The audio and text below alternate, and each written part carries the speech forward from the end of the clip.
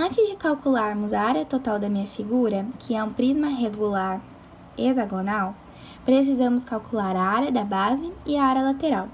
Lembrando que na minha figura, a aresta da base vale 4 centímetros e a altura 10 centímetros. Bom, vamos começar. A área da base é calculada por 3 vezes a aresta da base ao quadrado, multiplicado por raiz de 3, tudo isso dividido por 2. Substituindo os valores, ficará 3 vezes 4 ao quadrado, raiz de 3 sobre 2, 3 vezes 16 raiz de 3, tudo sobre 2, e a área da base será 48 raiz de 3 sobre 2 centímetros quadrados.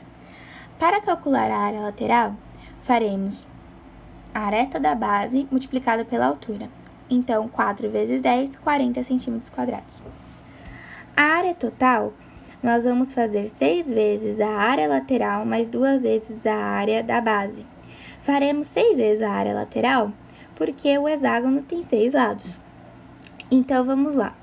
6 vezes 40 mais 2 vezes 48 raiz de 3 sobre 2. 6 vezes 40 é 240, mas aqui podemos dividir este 2 de fora com esse 2 de dentro, ficando 48 raiz de 3. Então, a nossa área total é equivalente a 240 mais 48 raiz de 3 centímetros quadrados. Agora, para calcular o volume, faremos a área da base multiplicado pela altura. 48 raiz de 3 sobre 2 vezes 10.